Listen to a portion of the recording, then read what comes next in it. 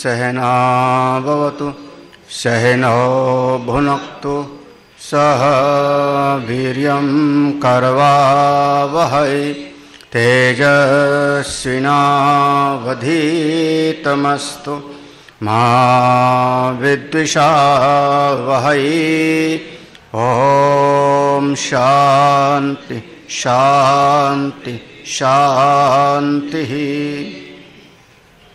ॐ भद्रं कर्णेभिः शृणुयाम देवाः भद्रं पश्येमाक्षभिर्यजत्राः स्थिरैरङ्गैस्तुष्टुवागुंसस्तनूभिः व्यशेम देवहितं यदायुः।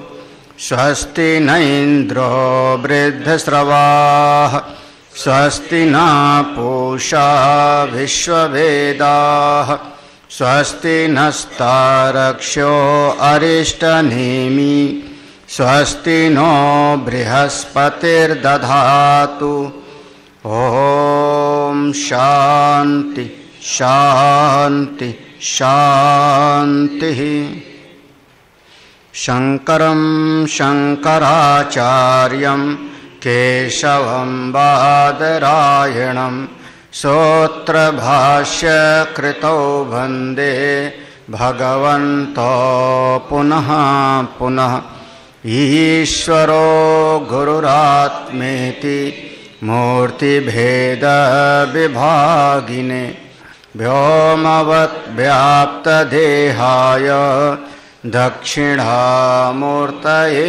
नमः। सदाशिवसमारम्भां शङ्कराचार्यमध्यमाम् अस्मदाचार्यपर्यन्तां वन्दे गुरुपरम्पराम्।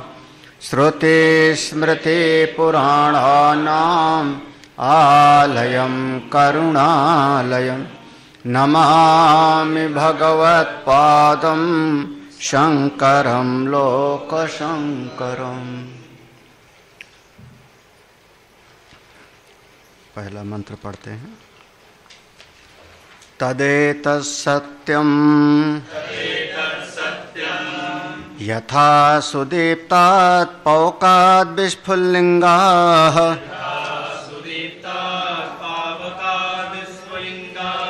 सहस्रशा प्रभवन्ते सरूपाः।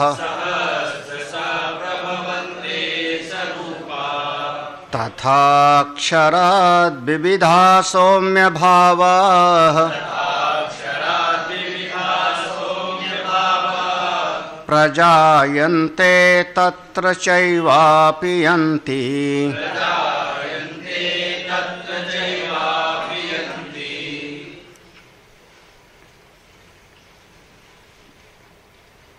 तत्तो एतत्तो सत्यम। तत् माने वह, एतत् माने यह, वह जो यह पदार्थ है वह सत्य है। क्योंकि यही शब्द पूर्व में आया हुआ है, द्वितीय खंड के पहले मंत्र में भी आया था, तद एतत् सत्यम। मंत्रेषु तो उसमें और इसमें फर्क क्या है? जब यही मंत्र पहले भी आया है और यहाँ पर भी यही मंत्र आ रहा है, तो दोनों में अंतर क्या है? तो कहा वहाँ पर जो आया था पूर्व में तद एतत् सत्यम, वहाँ अपरा विद्या का विषय था। क्योंकि इस उपनिषद में दो विद्या का वर्णन आया है, अपरा और परा, तो वहाँ अपरा विषय का प्रसंग था जिसमें कर्म की बात आती है। इसीलिए कहा मंत्रेषु कर्माणि, वेद के मंत्रों में जिन कर्मों का प्रतिपादन किया गया है वो सब का सब सत्य है। तो वहाँ अपरा विद्या का प्रसंग था, कर्म का विषय था, और जिस कर्म के करने से जो कर्म फल मिलेगा वो अनित्य होगा। लेकिन वह जो अमृत कहा, सत्यम कहा, वो सापेक्षिक अमृत कहा है, तो अनित्य, लेकिन इस मर्त्य लोक की अपेक्षा ज्यादा समय तक रहने वाला है। इसीलिए उसको कह दिया सत्यम, इसीलिए उसको कहा अमृत सत्यम। तो वहां अपरा विद्या का प्रसंग था और यहां पर है परा विद्या। वहां सृष्टि का वर्णन था और यहां पर जो परा विद्या का निरूपण है वह ये सत्य है। कौन? यह जो जीव भाव से दिखाई पड़ रहा है, चिदाभास, ये जो जीवात्मा दिखाई पड़ रहा है चेतन, यह सत्य है। कैसे वहां वेद की ऋचाओं को कहा गया था सत्य, यहां पर जीव का निरूपण हो रहा है। इसीलिए यहां पर कह दिया जो जीव है वो चेतन है। कैसे चेतन है? यथा सुदीप्तात् पावकात्, जैसे कोई अग्नि खूब प्रज्वलित हो तो उसमें से लाखों करोड़ों छोटी छोटी चिंगारियां निकलती हैं, विस्फुल्लिंगाः माने चिंगारियां निकलती हैं, तो वो भी प्रकाशित भी होती हैं और साथ में उष्णता भी उनमें होती। उसी प्रकार से हम लोग जितने जीव हैं उसी से आकर के अलग अलग चिंगारी के जैसे निकले हैं। आग जो 2-4 घंटा रहती है और चिंगारी एक क्षण जलती है और बुझ जाती। बिल्कुल उसी प्रकार से यह जीव जो क्षर है, जीव ये चेतन है लेकिन बहुत कम समय का, क्षणिक, बहुत थोड़ी देर के लिए। तो ये कहाँ से निकला? उसी अपने स्वरूप से, उसी अपने तथा अक्षरात, उसी अक्षर तत्व से ये तमाम तरह के प्राणी समूह, जीव समूह, ये सब के सब उसी अक्षर तत्व से प्रकट हुए और फिर उसी में जा करके अपयंती, चा एव अपयंती, उसी में जाके समा जाते। क्योंकि प्रत्येक कार्य अपने कारण में ही जाके लीन होता है। तो इसको मंत्र का अर्थ कर पढ़ लिया था हम लोगों ने। इसके बाद इसका जो भाष्य है वहां से तद एतत् सत्यम देख लेना कहाँ मिल रहा है। तत् एतत् सत्यम यथाभूतम विद्या विषयम। यहाँ पर तद एतत् सत्यम जो मंत्र में लिखा है, तत् एतत् सत्यम यथाभूतम, जैसा यहाँ का प्रसंग है वो कौन? विद्या विषयम, वो ज्ञान का प्रसंग है, परा विद्या का प्रसंग है। तो यह जो परा विद्या का जो प्रसंग है वही यह सत्य है, वही ये सत्य है। क्यों ऐसा कहते हैं? क्यों ऐसा सत्य कहते हैं? परा विद्या वाला सत्य है क्योंकि अविद्या विषयत्वाचा अनृतम इतरत। भाई इसके इतर विपरीत परा विद्या और इसके इतर विपरीत कौन सी हो गई? अपर विद्या। तो पार विद्या से मिलेगा अमृतत्व और अपर विद्या से जो मिलेगा वो सब होगा अनित्य। पार विद्या में वहाँ ब्रह्म विद्या प्रधान होती है और अपर विद्या में मूल में अविद्या होती है, कामना होता है और कर्म होता है। ये वहाँ पर मूल में होता है। तो कह रहे अविद्या विषयत्वात् और अनृतम इतरत। तो जो पराविद्या है उससे अमृतत्व की प्राप्ति होगी और जो अपरा विद्या है उसमें अविद्या विराजमान रहती है, कामना रहती है। तो उससे जो कर्म करेगा उससे अनृत झूठी चीज मिलेगी, थोड़े समय की चीज मिलेगी, मिथ्या वस्तु मिलेगी। इसलिए ये जो इसके विपरीत है वो सब का सब अनृत है। हाँ, अत्यंत ये पंक्ति का अर्थ इतना हुआ, तद एतत् सत्यम, ये मंत्र में है। तो यथाभूतम विद्या विषयम, जैसा प्रकरण चल रहा है ये परा विद्या का विषय है। क्यों? अविद्या विषयत्वाचा अनृतम, क्योंकि अविद्या जिसको मूल में है, अविद्या जिसको विषय करती है वो कौन है? झूठी वाली चीज है, इससे विपरीत है। हाँ, अब आगे एक जिज्ञासा निकाल रहे हैं। अत्यंत परोक्षत्वात् कथम नाम प्रत्यक्षवत सत्यम अक्षरम प्रतिपद्येरन इति दृष्टांतम आह। थोड़ा ध्यान से समझना, इसमें बहुत ध्यान से समझना। कह रहे हैं एक मन में जिज्ञासा है, एक मन में जिज्ञासा है। क्या करें? अत्यंत परोक्षत्वात्, अत्यंत परोक्षत्वात्। यहां पर जो अत्यंत शब्द लगाया ना, अत्यंत शब्द, उस अत्यंत शब्द के लिए भाष्य टीकाकार ने लिखा, अत्यंत शब्द के लिए लिखा। कह रहे हैं कि किसी भी विषय में किसी भी चीज को होगा तो उसका कोई विशेषण होगा, तभी आप विशेष्य का प्रतिपादन कर सकते हो। गुण, क्रिया, संबंध, इन्हीं आदि के द्वारा हम किसी चीज का निरूपण करते हैं, इन्हीं आदि के द्वारा हम करते हैं। लेकिन ऐसा परमात्मा का निरूपण करना संभव नहीं, क्योंकि उसमें गुण नहीं, उसमें क्रिया नहीं, उसमें संबंध नहीं, उसका नाम नहीं। तो जो निर्विशेष ब्रह्म है, जो निर्विशेष ब्रह्म है वह ना तो प्रत्यक्ष की श्रेणी में है, प्रत्यक्ष होगा, प्रत्यक्ष होगा, इंद्रियों से ग्राह्य होगा तो जड़ होगा और अनित्य होगा, प्रत्यक्ष नहीं है। जो ब्रह्म है वह अत्यंत परोक्ष नहीं है स्वर्ग के जैसे। अगर परोक्ष होगा तो कल्पित होगा, परोक्ष होगा तो कल्पित होगा, और प्रत्यक्ष होगा तो जड़ होगा। बड़ा विचित्र है।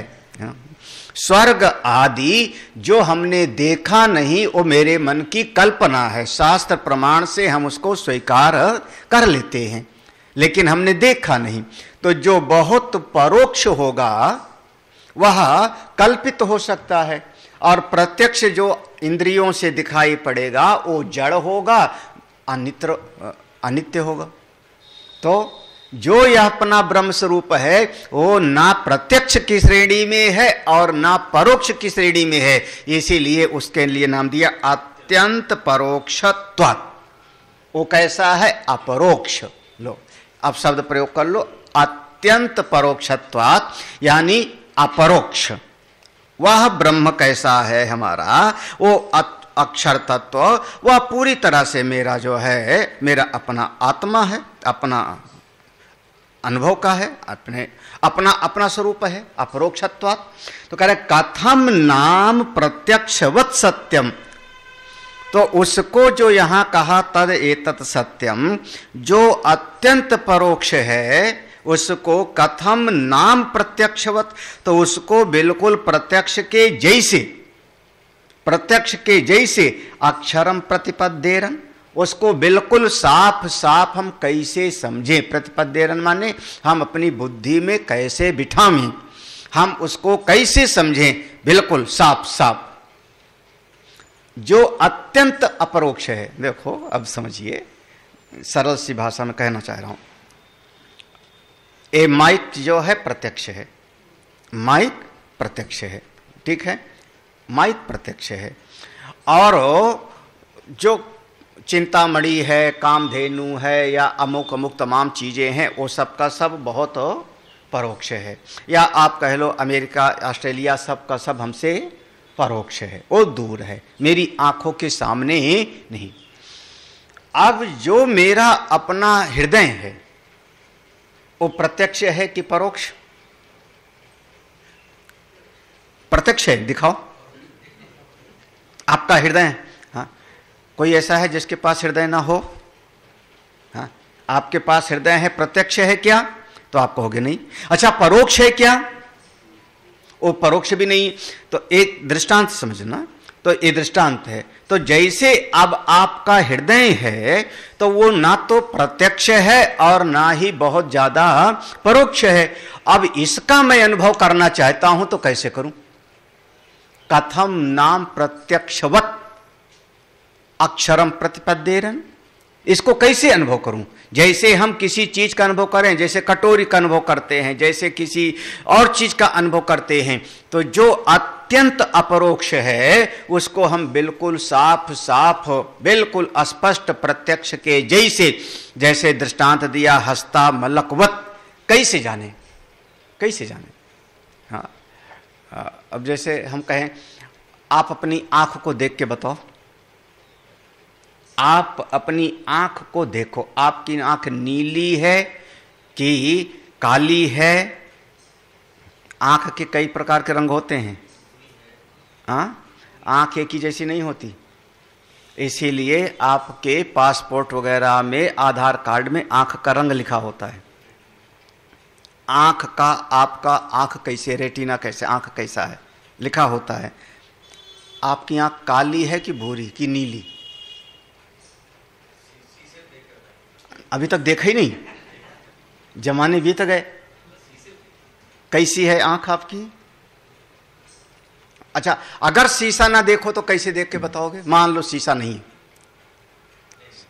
शीशा है नहीं, आंख है, बिल्कुल है, वो मेरा अपना स्वरूप है। अब उसको कैसे मैं जानूं, कैसे देखूं?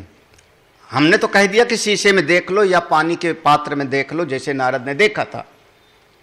हाँ, लेकिन अगर मेरे पास ना पानी है ना शीशा है तो कैसे देखूं, कैसे जानूंगा?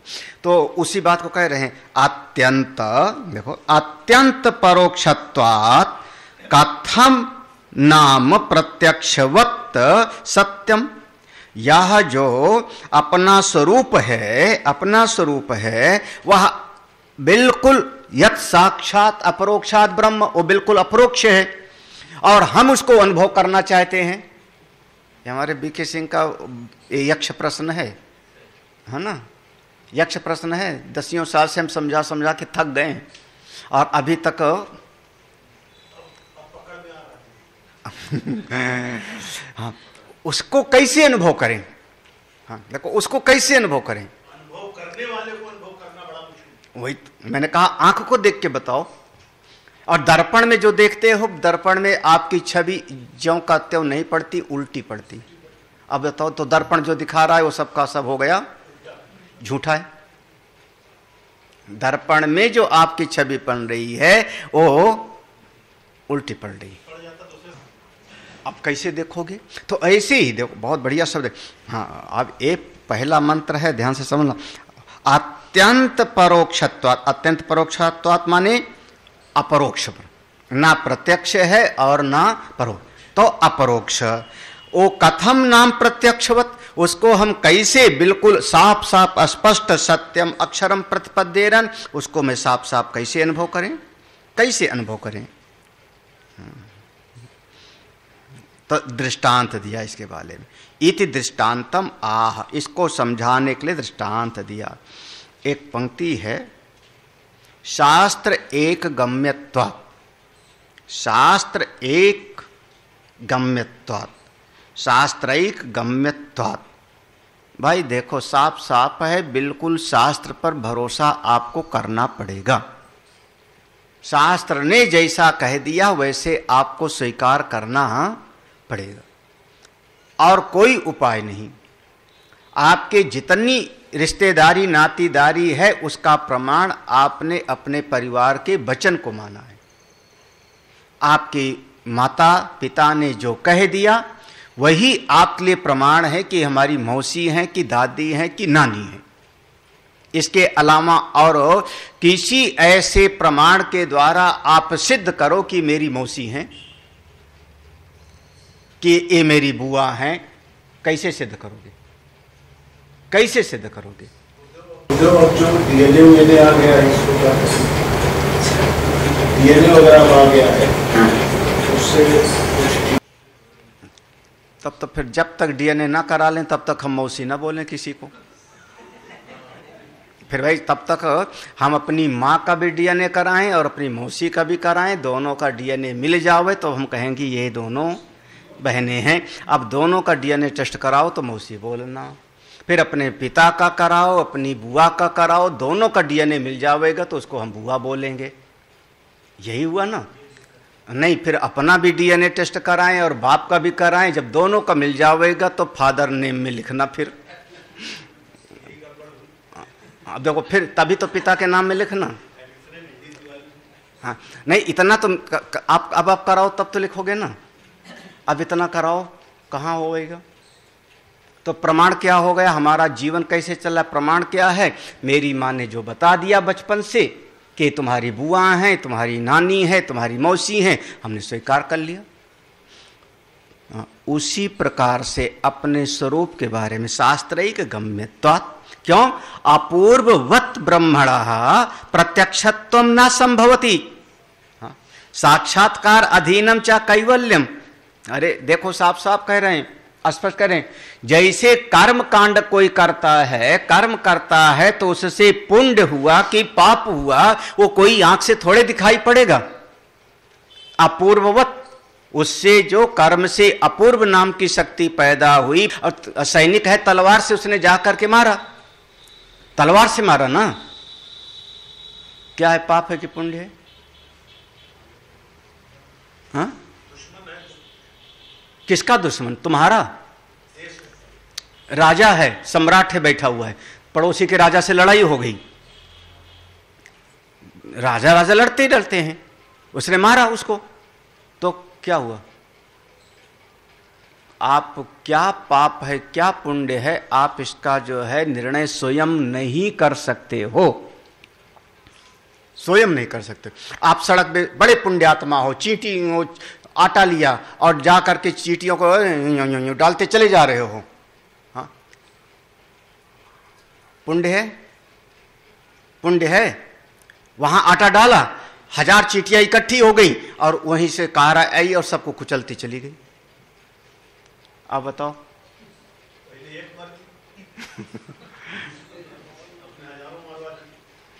अब बताओ ना, फिर क्या हो गया? तो शास्त्र के द्वारा ही निर्णय होगा। तो कर्म से जो पुण्य या पाप होता है वो नजरों से नहीं दिखाई पड़ता, क्रिया दिखाई पड़ती है। क्रिया दिखाई पड़ती है, किसने आटा डाला, किसने तलवार चलाया, किसने आहुति दिया यज्ञ में, क्रिया दिखती है। लेकिन पुण्य है कि पाप है, इसका निर्णय करता है शास्त्र। दक्ष यज्ञ कर रहे हैं तो आहुति दे रहे हैं ना। अगर रावण यज्ञ कर रहा है, मेघनाद यज्ञ कर रहे हैं निकुंभिला के मंदिर में, तो आहुति दे रहा है कि नहीं? उसकी आहुति देना पुण्य है कि पाप? मेघनाद यज्ञ कर रहा है निकुंभिला देवी के मंदिर में, यज्ञ पूरा हो जाएगा तो एक रथ मिल जाएगा, अजय रथ, तो आहुति दे रहा है स्वाहा। उसका यज्ञ करना पुण्य है कि पाप? अब देखो, अब बदल रहे हो ना उसका यज्ञ करना ये क्या है? उसमें से जो फल मिलेगा वह पुण्य है कि पाप है, इसका निर्णय आप खुद नहीं कर सकते हो। आपको देखने में लगेगा कि मेघनाद यज्ञ कर रहा है, लेकिन लक्ष्मण और हनुमान जी जाकर के उसका नाश करते हैं, यज्ञ विध्वंस किया। अगर वो पुण्य होता तो उसको नाश लक्ष्मण और हनुमान जी कैसे करते? पढ़िए आप रामायण को ध्यान से, तो आपका जीवन बहुत आसान नहीं, बिल्कुल उलझा हुआ सा है, बहुत उलझा हुआ है। थोड़ी सी बात में आप तुरंत कह दोगे एक अच्छा है, ये बुरा है, एक ठीक है, ये गलत है, जरा सी बात में। अरे बुद्धिमान बनो, बहुत बुद्धिमान बनो, बहुत बुद्धिमान बनो। जल्दी किसी प्रकार का लेबल मत लगाओ किसी पर। क्या सही और क्या गलत इसका निर्णय करने में कोई इतनी जल्दी मत मचाओ। हम लोग तुरंत फटाफट कह देते हैं। हाँ, ये कैसा होगा, ये केवल शास्त्रिक गम्य है, शास्त्र समझाता है और शास्त्र को समझने वाले आचार्य। बस अब शास्त्र ने क्या कहा है, आपको तो एक लाइन संस्कृत ही नहीं पढ़ने में आवेगा, कैसे समझोगे? तो शास्त्र को जो समझाने वाले हैं आचार्य, तो शास्त्र और आचार के द्वारा ही निर्णय होता है। अपूर्ववत ब्रह्मणा प्रत्यक्षत्वम न संभवती। जैसे वो कर्म से पाप पुण्य प्रत्यक्ष ऐसे आंखों से नहीं दिखाई पड़ता, ऐसे वो ब्रह्म वो साफ साफ नहीं दिखाई पड़ेगा। लेकिन श्रुति ने बार बार कहा कि साक्षात्कार करिए, आत्मा का साक्षात्कार करिए, आत्म का ज्ञान प्राप्त करिए। जो आत्म साक्षात्कार कर लेगा उसको परम पद की प्राप्ति होगी। तो कथम, कैसे? हाँ, साक्षात्कार अधीनम च कैवल्यम। जब अनुभव होगा, साक्षात्कार होगा, तब आपको कैवल्य पद की प्राप्ति होगी। कथम नाम, फिर आप बताइए उस परम सत्य को हम कैसे साक्षात्कार करें, कैसे अपने अनुभव में लाएं। प्रत्यक्षवत प्रतिपद्येरन मुमुक्षवः, बिल्कुल साफ साफ अनुभव कैसे करें कि आत्मा ही ब्रह्म है, ये जो भीतर चेतन है वही सर्वव्यापक है। ये जीव और ब्रह्म में एकत्व का अनुभव कैसे करें? ये आपकी किताब में नहीं है, वो नहीं है उसमें। ये जो पंक्ति हमने पढ़ी आपकी किताब में नहीं है। अब जो ज़्यादा विद्वान है वो लिए बैठी हुई हैं, कितना पढ़ेंगे भगवान ही जाने। हाँ, ये बिल्कुल अभी भी हम लोग ग्रंथ पर ही टिके हुए हैं। हाँ, हमारे पास प्रिंट मीडिया ही होना चाहिए, इलेक्ट्रॉनिक मीडिया पर हमारा भरोसा उतना नहीं। हाँ, हमारे पास है ऐसा मत समझना, है ना। सारा ग्रंथ उसमें होगा, लेकिन अगर किसी शब्द पर अंडरलाइन करना है तो उसमें इलेक्ट्रॉनिक पीडीएफ फाइल में कैसे करोगे? आपके पास पीडीएफ फाइल है उपनिषद का और उसमें आपको एक पंक्ति पर ध्यान जाना है तो उसको अंडरलाइन करना है। तो इस ग्रंथ में तो हमने जो है पेंसिल से कर लिया, हम जब पढ़ेंगे तो वहाँ ध्यान चला जाएगा। आप पीडीएफ फाइल में कैसे करोगे? तो दिमाग तुम्हारा इसी में लगता है, हमको तो नहीं आता। बस जिसमें दिमाग उसमें अगर हो जाता है मान लो, तो आपका दिमाग उसी में लगता है, हमको तो नहीं समझ में आता। हम तो इसमें सीधे अगर हमको ध्यान आया कि 37वां मंत्र पढ़ना है तो सीधे 1 मिनट में देख लूँगा, पेज खोल लूँगा। उसमें क्या करोगे?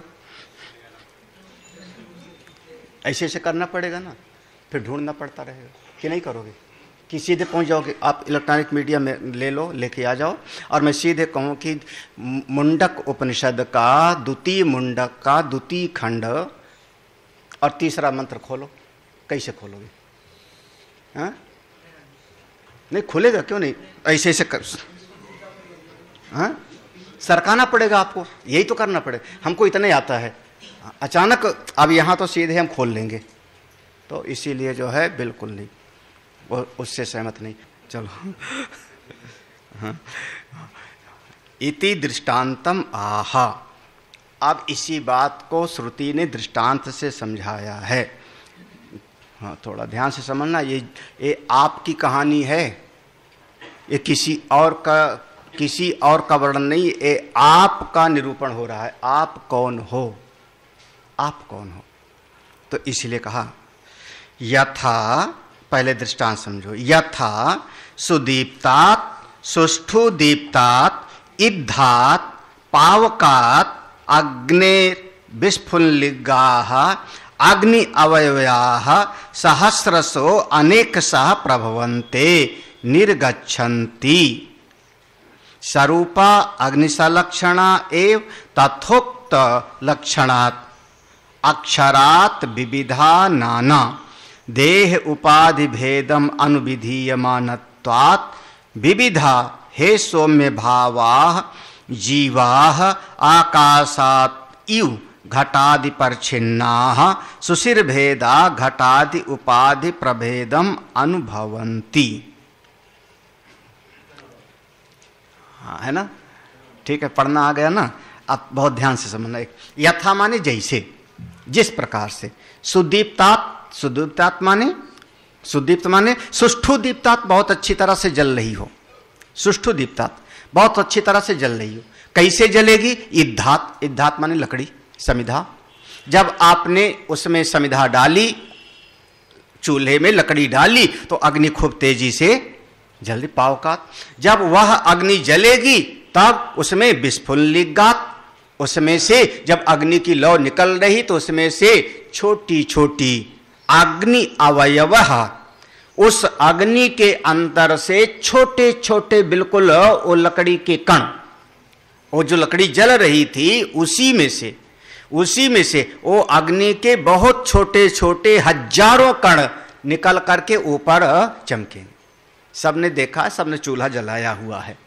सहस्रसो अनेक सा प्रभवन्ते निर्गच्छन्ति, अनेक, अब एक थोड़े मंत्र में लिखा है सहस्रसा ना, तो हमने समझ लिया हाँ 1000 निकले। सहस्रसा माने कितना हो गया? 1000 निकले, 1000 चिंगारी निकली। भाष्यकार कह रहे हैं 1000 हमने श्रुति में पढ़ा है, 1000 का अर्थ है अनेकानेक, अनेक सह, गिनती नहीं। जैसे हम कहते हजारों आदमी थे, ऐसे ही अनेक सह प्रभवन्ते निर्गच्छन्ति, बहुत सारी अनेकानेक, न जाने कितनी उस अग्नि में से चिंगारी छोटी छोटी सी निकलती। अच्छा, कल भी हमने पढ़ाया था, इस बात को समझाया था। अग्नि का 2 लक्षण है, एक उष्णता और दूसरा प्रकाश स्वरूपता, ये 2 लक्षण है। तो उस अग्नि से चिंगारी निकलेगी तो ये दोनों लक्षण चिंगारी में भी है, इसीलिए कहा स्वरूपा। स्वरूपा माने, ये स्वरूपा शब्द उसमें मंत्र में है। स्वरूपा अग्नि संलक्षण एवं तथोक्त लक्षणात्, जैसे अग्नि का लक्षण है।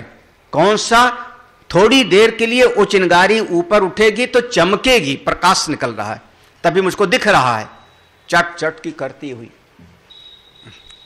वो सब कस। और कल भी हमने बात कही थी, याद है, कि छोटी सी चिंगारी अगर उड़ करके मेरे कपड़े पे पड़ जावे तो कपड़ा वहीं पर छेद हो जाएगा, हाथ पर गिर जावे तो हाथ में जल जाएगा ना। तो इसका मतलब उसमें गर्मी भी अग्नि का लक्षण है। तो अग्नि का 2 लक्षण दिया था, उष्णता और प्रकाशता। ये दोनों लक्षण उस चिंगारी में भी ज्यों का त्यों है, तथोक्त लक्षणात्। अब इस दृष्टांत को ले आओ दृष्टांत में। तथोक्त तथा उक्त लक्षणात्, जैसे ऊपर दृष्टांत को बताया था वैसे अक्षरात् विविधा नाना, उसी अक्षर तत्व से, उसी परब्रह्म परमात्मा से, किससे?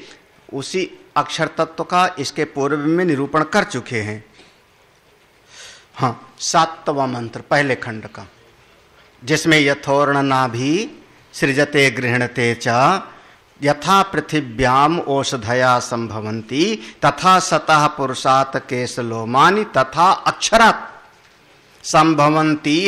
संभवती विश्वम, तथा अक्षरात्, जैसे उसी प्रकार से, उस बात को ले आओ, अक्षरात्, उसी अक्षर तत्व से विविधा, विविधा माने नाना देह उपाधि भेदम, अनेक प्रकार के शरीर वाले अनुविधीयमानत्वात् तमाम तरह के जीव पैदा हो गए। 4 मुख वाला भी, 2 मुख वाला भी, 10 टांग वाला भी, 100 टांग वाले भी।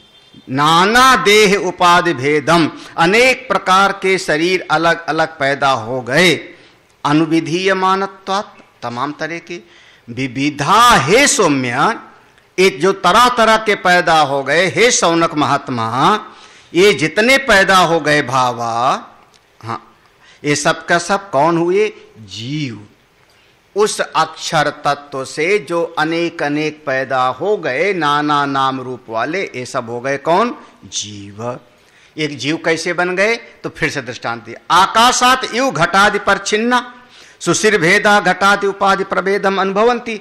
अरे जैसे उसी प्रकार से पैदा हो गए, जैसे आकाश इतना बड़ा है, आकाशात इव, इस आकाश में 50 घड़े रख दिया, तो उस 50 घड़े में जितना घड़े के अंदर जो आकाश हुआ, सुशिर माने खाली जगह, छेद, हाँ, तो घटा दे, तो वो जो घड़े के अंदर जो खाली जगह है उसमें जो आकाश हुआ, अब वो घड़े का आकाश है तो गोल होगा, मटका है तो उसका आकाश कुछ और होगा, सुराही है तो आकाश अलग हुआ, अब लोटा है तो उसका आकाश कुछ अलग हुआ। किसके कारण? आकाश के कारण भेद थोड़े है।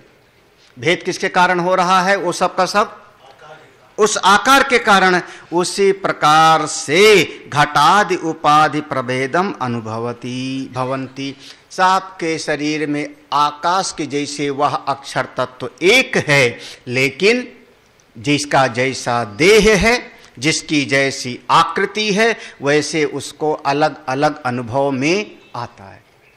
अब बचपन में हम लोग कहते थे सबका खून एक जैसे है, बचपन में ऐसा बोलते थे। अब समझ में आया कि खून भी सबका अलग अलग, और सबका अलग अलग तो नहीं है होता होगा, क्योंकि कुल 4-5 ग्रुप हैं खून के, A positive negative, B positive negative, हाँ वो यही ना, तो कुल 8-10 तरीके का तो हुई है खून। तो उन्हीं 8-10 तरीके में जो है जितना अरबों की संख्या है सब कहा जाएगा, यही तो ना 8-10 तरीके के तो हैं। हाँ, सबको पता है तुम्हारा खून कैसा है। हाँ हाँ लो, अब जिसका ओ हो गया ओ होगा, वो सबको दे सकते हो, ऐसे है ना, ओ वाला ना, वो सबको दे सकता है, वो सबको दे सकता है। अब और अगर बी नेगेटिव है तो रामे बचाओ में फिर, हाँ बी नेगेटिव है तो कुल इतने 8-10 तरीके का तो विभाग किया है। 410 उसमें भी, तो भाई बताओ अब इतना भेद। अब तुम बता रहे हो खूनों में भी 410 भेद।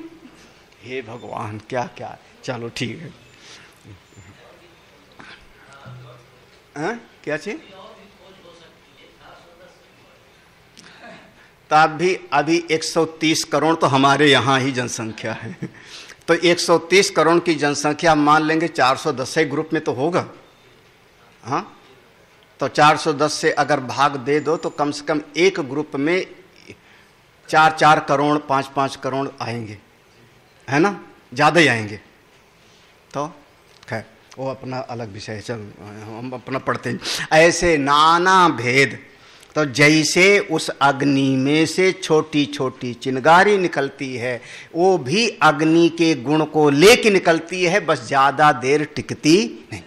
ऐसे आप सब उस अक्षर तत्व से आप सब पैदा हो गए। सारा प्राणी समूह, चाहे देवता, चाहे दैत्य, चाहे पशु, सब पैदा हो गए।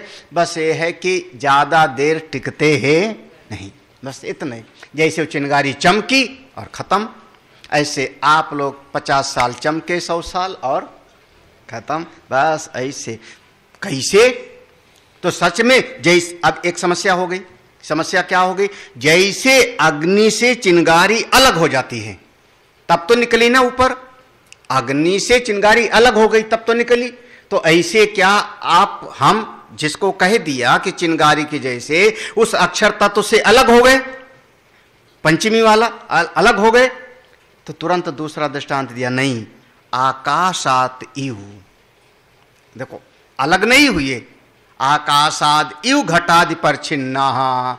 अब देखो दूसरा दृष्टांत ले आए भाष्यकार ना, अलग नहीं हुए बाप, हाँ, अपितु जैसे आकाश में अलग अलग घटाकाश, मठाकाश इत्यादि बन गया, ऐसे उसी अक्षर तत्व में आप सबका एक देह बन गई, और उस देह के साथ आप सब ममता मोह बना करके बैठ गए, बिल्कुल घटाकाश मठाकाश के जैसे। एवं नाना, देखो अब, एवं नाना नाम रूप कृत देह उपाधि प्रभवम अनुप्रजायन्ते तत्र चैव तस्मिन् एव अक्षरे अपि यन्ति देह उपाधि विलयम अनुलीयन्ते घटादि विलयम विलयम अन्निव सुशिर भेदाह। देखो नाना नाम, सबके नाम अलग अलग हो गए, नाना रूप, सबकी आकृति अलग अलग हो गई। अब देह जैसा है, अब ये पशु है कि गाय है कि घोड़ा है कि जिराफ है कि ऊंट है, सबका आकृति अलग हो गई और सबके नाम अलग। सब उसी एक अक्षर तत्व से, तस्मिन एव अक्षर, उसी अक्षर तत्व से अनुप्रजायन्ते, सब वहीं से पैदा होते हैं। अनुप्रजायन्ते माने सब वहीं से उत्पन्न होते। अच्छा, जहां से उत्पन्न हो गए फिर उसी अक्षर तत्व से, उसी परमात्मा से सब पैदा हुए, तो जाएंगे कहां पर? तत्र चैव तस्मिन एव अक्षरे अपि यन्ति, उसी अक्षर तत्व में फिर सबके सब जा करके समा भी जाएंगे। बिल्कुल स्वाभाविक है, क्योंकि कार्य हमेशा अपने कारण में जाकर के लीन होता है। अक्षरे पियंती काव देह उपाधि विलयम अनुलियंते, जब यह शरीर की उपाधि छूटती, अब शरीर माने तीनों शरीर ना, स्थूल सूक्ष्म और कारण, जब ये तीनों शरीर की उपाधि अलग हुई तब जाकर के ये जीव उसी ईश्वर में जाके मिल जाएगा। ये क्षर, ये शरीर हो, ये जीव है क्षर, वह है अक्षर, ये जाके उसी अक्षर तत्व में समा जाएगा।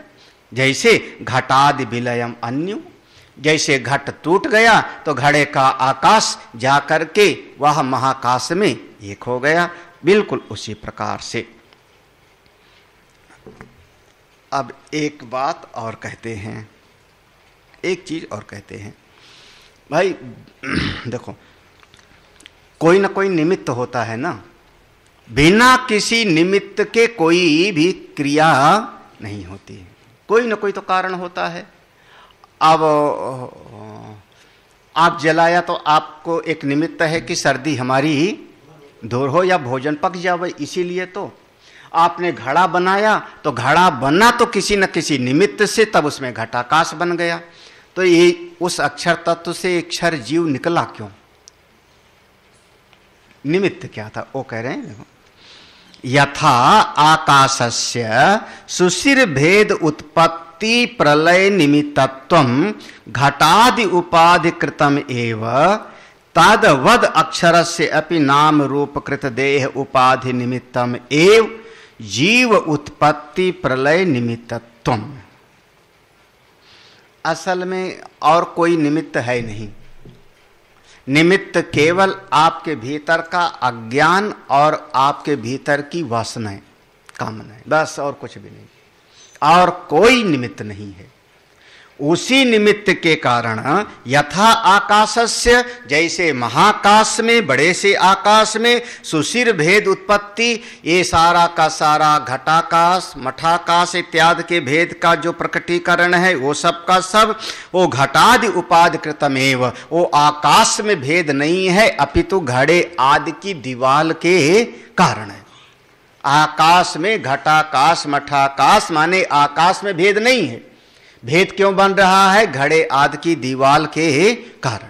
बिल्कुल उसी प्रकार से, तद्वद उसी प्रकार से अपने उस अक्षर तत्व से, अब कह लो अविद्या के कारण, जीव के अपने संस्कारों के कारण, उसकी अपनी वासनाओं कामनाओं के कारण यह उस अक्षर तत्व से अलग हुआ, अलग हो करके उसको अलग से एक रूप मिल गया, सूक्ष्म शरीर मिल गया, वो सूक्ष्म शरीर एक स्थूल शरीर में चला गया और उसका एक नाम पड़ गया कि ये ऊंट है कि ये जो है गधा है कि घोड़ा है, उसको नाम मिल गया। और जब तक उसका वो अविद्या कामना बनी रहेगी तब तक उसमें रहेगा। जैसे घड़ा टूट गया तो आकाश में चला गया, घटाकाश, जब वो टूट जाएगा सारी उसकी अविद्या की गांठ मिट गई तो वो जो भीतर जो बहुत तो परछिन्न था चेतन, वह अपरछिन्न चेतन से जाके एक हो गया। बस जीव उत्पत्ति प्रलय निमित्तत्वम, और जीव की उत्पत्ति और प्रलय में कोई अलग से निमित्त नहीं है, बस इतना ही निमित्त है, अज्ञान के कारण, नासमझी के कारण, अविद्या के कारण आप पैदा हुए और बस ऐसे चलता चला जा रहा है। हाँ, ये सृष्टि चलती चली जा रही। मंत्र का पूरा भाव हो गया। ये मंत्र में पहली बात ध्यान रखना कि यह जो जीव है चिदाभास, ये उसी अक्षर तत्व से ये प्रकट हुआ। मूल वहां गया ना, तथा अक्षरात् संभवती है विश्व। हाँ, उसी अक्षर तत्व से प्रकट हुआ। दृष्टांत दिया है अग्नि की चिंगारी। अब इतना पढ़ने के बाद अगर कोई बोले कि ईश्वर अंश, जीव अविनाशी, चेतन, अमल, सहज सुख राशि, अब इतना पढ़ने के बाद कोई बोले तो हम कहेंगे ठीक ठाक है, नहीं तो रट्टा मार के लिख दिया, नहीं तो रट्टा मार दिया। क्यों? चेतन क्यों है? क्योंकि जैसे अग्नि की चिंगारी वो भी उष्ण है, प्रकाशवान है, उसी से प्रकट हुई, तो उससे ये प्रकट हुआ है। तो ये जीव भी सत है, चित है, आनंद है। ये जीव उसी से प्रकट हुआ है। जब तक ये देह रूपी उपाधि से फंस गया, बेचारा इसमें फंसा पड़ा है। हाय हाय, कभी सुखी, कभी दुखी, कभी रागी, कभी द्वेषी। जिस दिन इस उपाधि से अपने आप को अलग कर ले, वो उसी परब्रह्म से जाके एक हो जाता है। देर नहीं है। आगे, हाँ, चूंकि उत्पत्ति का निरूपण आ रहा है, उत्पत्ति का प्रसंग आ रहा है, तो जिससे उत्पत्ति होती है, जिसमें स्थित है, जिसमें जाके लय होता है, वो ईश्वर ही है। अभिन्न निमित्त उपादान कारण कह लो, हिरण्यगर्भ कह लो। अभी आगे आएगा, क्यों घबरा रहे हो? अभी बहुत कुछ आ गया। एतस्मा जायते प्राणः मनोबुद्धिरेव च, आगे आएगा तो ठीक है। ये पहला मंत्र हो गया। ये थोड़ा सा, अब ये जैसे जैसे आगे पढ़ोगे थोड़ा सा गंभीर होता जाएगा। अब आगे अगली पंक्ति देखना। नाम रूप बीज भूतात् अव्याकृत आख्यात्सु विकार अपेक्षया परात् अक्षरात् परम यत् सर्व उपाधि भेद वर्जितम अक्षरस्य एव स्वरूपम आकाशस्य इव सार्वमूर्ति वर्जितम नेति नेति इत्यादि विशेषणम विवक्षण आह। नाम रूप बीज भूतात्, जितना नाम रूपात्मक जगत दिखाई पड़ रहा है सबका बीज वही है। कौन? वही अक्षर। जैसे अभी उन्होंने कहा हिरण्यगर्भ या ईश्वर, सबका बीज उसी में है। जितना नाम रूप दिखाई पड़ रहा है सबका बीज वही है। अव्याकृत आख्यात्सु विकार अपेक्षया, नको, अव्याकृत उसका एक नाम दे लो। क्या नाम है? अव्याकृत नाम दिया, क्योंकि व्यक्त जितना हो रहा है वो सब अव्यक्त से ही निकलेगा, तो अव्याकृत उसका नाम है। क्यों अव्याकृत कह रहे हो? क्योंकि विकार अपेक्षया, विकार के अपेक्षा से। अरे विकार की अपेक्षा माने उत्पत्ति, उत्पत्ति हो रही, किसी चीज का निर्माण हो रहा है। जब निर्माण हो रहा है, उत्पत्ति हो रही है, विकार हो रहा है, तो उसकी अपेक्षा से हम उसको कहते हैं वो अविकारी है। व्याकृत की अपेक्षा से उसको हमने कहा अव्याकृत। वास्तव में अव्याकृत भी नहीं है। क्षर की अपेक्षा से उसको हमने कहा अक्षर।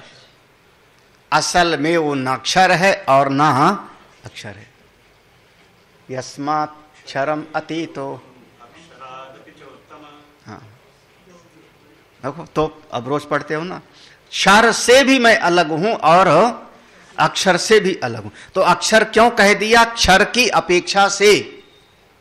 अव्याकृत है, अव्याकृत आख्यात्सु विकार अपेक्षया, तो उसको अव्याकृत हम क्यों कहते हैं? क्योंकि व्याकृत की अपेक्षा से।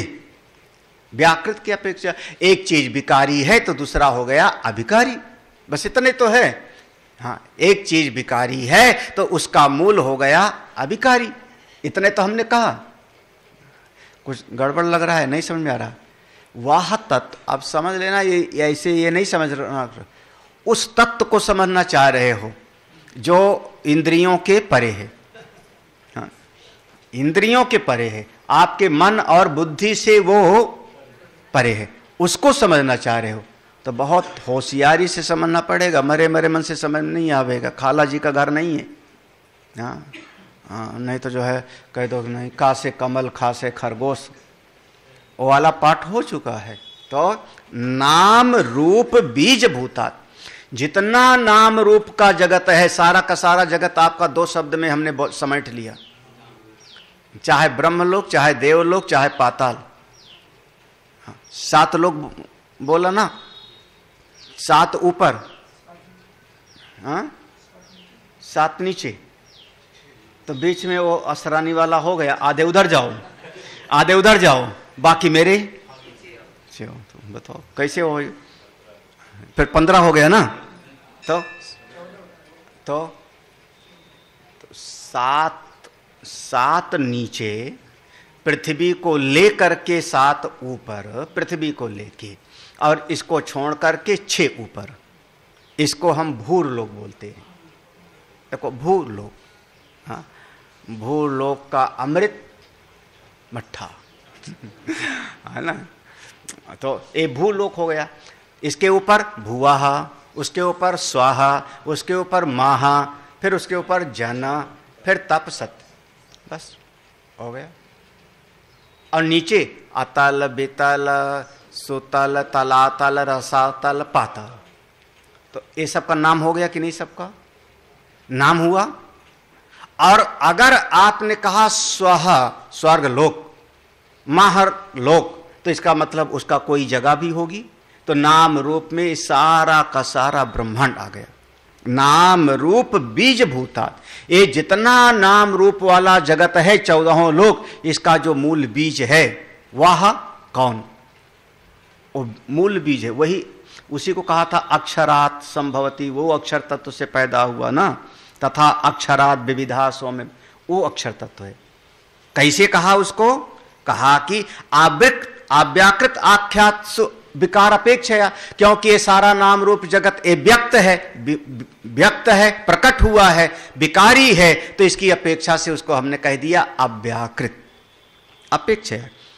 परात अक्षरात परम, लो पार से भी परे, लो परात, पार से, किससे, अक्षरात परम, पार से भी परे, अक्षर से भी परे, वही है ना, यस्माक्षरम अतीतो हम अक्षरातपि चोत्तम। ओ क्षर, क्षर माने विकारी, अक्षर माने अधिकारी, और विकारी अविकारी दोनों का आधार कौन, वह तत्व, वो अर्थ। कैसा वो जाना कैसे जाएगा, उस अक्षर तत्व को कैसे जानेंगे, वो जो सबके परे है, क्षर अक्षर के दोनों के परे, व्याकृत और अव्याकृत दोनों के परे। व्याकृत है नाम रूप उपाधि वाला, अव्याकृत हो गया सबका बीज, सबका मूल कारण, तो कार्य कारण के परे कैसे जानेंगे। यत सर्व उपाधि भेद वर्जितम अक्षरस्य एव स्वरूपम, जहां पर किसी प्रकार की उपाधि नहीं है, तीनों शरीर, 5 कोश का, सब सारी उपाधियां जब आपने उसको हटा दिया, तो अक्षरस्य एव, वह अक्षर तत्व का ही आपको मूल तत्व का अनुभव होगा, वही आपका स्वरूपम आकाशस्य, वही आपका स्वरूप है, वही आप हो। जैसे आकाश का, आकाशस्य इव, उसी के सार्वमूर्ति वर्जितम, जहां कोई नाम रूप नहीं है, लेकिन कैसे जानेंगे, नेत नेत इति इत्यादि विशेषणम। अब उसको कैसे समझेंगे, किस प्रकार से समझें उस अक्षर तत्व को, वह जो मूल तत्व है उसको कैसे समझें, उसको बताने के लिए आगे की दिशा है, आगे का मंत्र है। थोड़ा सा आगे का मंत्र हम लोग पढ़ते हैं। हाँ, ये अब आगे का जो मंत्र है यहाँ पर नित्य नित्य के द्वारा इसको समझाया जा रहा है। दिव्यो ह्यमूर्ता पुरुषः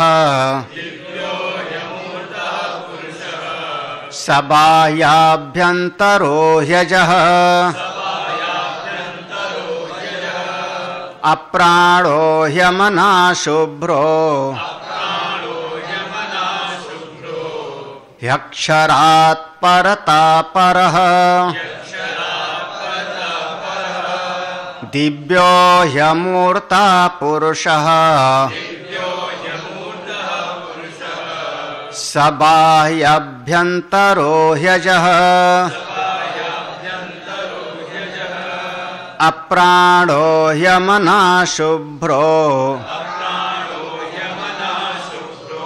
ह्यक्षरात् परता परः दिव्य वह जो परम तत्व है क्षर और अक्षर। क्षर माने, अब बिल्कुल आसान भाषा में समझो, क्षर माने सारी दुनिया, ये शरीर क्षरण हो रहा है, ये है क्षर। अक्षर माने जिससे सब पैदा हुआ है ना, इसका सबका मूल जहां बीज है, सबका जो कारण है वो अक्षर। कौन? ईश्वर, ईश्वर भगवान। तो क्षर हो गया ये शरीर और जगत, अक्षर हो गया ईश्वर। और ये क्षर और अक्षर दोनों जिस चेतन पर आकर के व्यवहार कर रहे हैं वो चेतन हो गया अक्षर से भी परे। वो परब्रह्म तत्व है, वही मेरा असली स्वरूप है। वो कैसा है? दिव्य। वो दिव्य है, वो दिव्य है। अमूर्तः, उसका कोई आकार नहीं है, उसका कोई रूप नहीं है। पुरुषः, वह पुरुष है, भीतर बाहर सब जगह से पूर्ण है। कहां पर? सबाह्याभ्यंतर, भीतर भी है और बाहर भी है। वो अजन्मा, जिसका कभी जन्म ही नहीं होता, वो है। तो कोई बात नहीं, उसको हम भोग तो लगाते हैं कभी कभी ना। भोग लगाते हैं तो भोजन तो करता होगा, लड्डू तो खाता होगा, हाँ नहीं तो वो खाता नहीं तो फिर काहे के लिए लड्डू खीर बनवाते हो? हाँ? ये नहीं जमा। बात क्या हो रही कि क्षर अक्षर, क्षर और अक्षर दोनों का अधिष्ठान पर ब्रह्म, यही ना, यही ना। तो ये शरीर और जगत हो गया अक्षर। अक्षर किसको हमने कहा? ईश्वर को। समष्टि ईश्वर, माया उपाधि वाला, माया उपहित चेतन, वो अक्षर है। और दोनों का आधार जो हो गया वो ब्रह्म है ना। तो वह जो ये शरीर है, तो ये व्यष्टि प्राण है, तो समष्टि प्राण भी तो होगा। ईश्वर वो श्वास लेता है, वो चलता है, बोलता है, वो खाता है। कौन? बिनु पग चले, सुनय बिनु काना, कर बिनु कर्म करे विदिनाना, आनंद रहित। कौन? वो समष्टि ईश्वर। हम भोग लगाते हैं ईश्वर के लिए, ब्रह्म के लिए नहीं लगाते। इतनी सरल सी बात है। हाँ, नहीं क्लियर हो? हम भोग लगाते हैं किसके लिए? ब्रह्म के लिए नहीं। किसके लिए लगा रहे हैं? ईश्वर के लिए। उपास्य देव ईश्वर है ना हमारा। हम ये व्यष्टि समष्टि की उपासना करे, जीव ईश्वर की उपासना करे। तो ईश्वर तो प्राण वाला है, कहां मना किया हमने? हाँ? तो ईश्वर है प्राण वाला। प्राण जिसमें नहीं है वो कौन है? वो ब्रह्म है। हाँ, उसको हमने कहा वो अक्षर से भी परे, वह परम तत्व है। हाँ? अब एक बिल्कुल अलग अलग इतना क्लियर कंसेप्ट है। क्षर माने विनाशी जगत, अक्षर माने जहां से सब पैदा हुआ। ईश्वर हिरण्यगर्भ, चाहे जो कहो, अव्याकृत ईश्वर हिरण्यगर्भ भगवान, जहां से पैदा हुआ उसी में जाकर के सब लीन हो जाता है, उसी से पैदा होता है उसी में लीन हो जाता है। लेकिन क्षर और अक्षर दोनों का अधिष्ठान एक है, ब्रह्म। तो जब ये व्यष्टि जीव जब उपासना के लिए उपासना करता है, तो उपासना में वो ब्रह्म की उपासना नहीं होती। उपासना किसको हो रही है? ईश्वर की है? होंगे वो। हाँ? तो चलो, तो अप्राणो ही अमना, उसके पास मन भी नहीं। मन, बोलो मन ही नहीं है उसके पास में। अब बताओ तो सोचता कैसे होगा? ही अमना, मन ही नहीं है तो सोचेगा कैसे? समझेगा कैसे कि मेरा भगत वहां भजन कर रहा है? हाँ, जब मन ही नहीं तो कैसे सोचेगा? हाँ, तो वो जो सोचने वाला है कि मेरा भक्त वहां उपासना कर रहा है, वो ईश्वर होगा, है ना। व्यष्टि है तो समष्टि है, व्यष्टि है तो समष्टि है। हाँ? वो भी समष्टि सांस ले रही है। और जहां पर उस अक्षर तत्व पर वो परब्रह्म जो मूल तत्व है, असल में उस परब्रह्म परमात्मा पर ये सब का सब कल्पित है ना। व्यष्टि और समष्टि का भाव दोनों कल्पित है। तो कल्पित जब तक है तब तक ये कल्पना चलती रहती है। किस पर? उसी ब्रह्म तत्व पर ये दोनों व्यष्टि और समष्टि, जीव और ईश्वर भाव दोनों उसी ब्रह्म तत्व पर कल्पित हैं, पर्दे के पर। वो पर्दा कैसा है? वो ना तो वहां पर कोई चीज है ना कुछ है, वो मूल तत्व सब गड्ढमड्ढ हो गया। हाँ हाँ, तो ये थोड़ा विचार। हाँ, वो अधिष्ठान है। वो कैसा है? अप्राण अमन। हाँ, अरे अब ऐसे समझो, आपका शरीर ठीक है, नंबर 1 शरीर समझ में आना चाहिए। दूसरा, ये शरीर बाजार गया, कि ये शरीर पिक्चर हॉल गया, कि ये शरीर जाकर के भोजन करने लगा। किसकी इच्छा से? पांव में इच्छा हुई थी जाने की क्या? हाँ, किसकी इच्छा से? ये शरीर को चलने की जो इच्छा देने वाला है वो कौन है? भीतर का चिदाभास। वो जो जीव को लिए कहा गया कि अग्नि की चिंगारी के जैसे ना, उसकी इच्छा से ना। समझ आया? उसकी इच्छा से। तो ये शरीर और ये जो इच्छा करने वाला जीव है, ये दोनों मुझ शुद्ध चेतन पर कल्पित है कि नहीं? आप देखो, दोनों। क्यों? क्योंकि गहरी निद्रा में तो मैं इच्छा नहीं करता हूं, ना इच्छा होती है, ना पांव गमन करता है। लेकिन मैं हूं तो चेतन ना, जिंदा तो हूं गहरी निद्रा में भी, कि नहीं हुआ? तो जब गहरी निद्रा में भी मैं जिंदा हूं तो ना इच्छा करने वाला है और ना ये शरीर अपनी क्रिया को कर रहा है। तो उस समय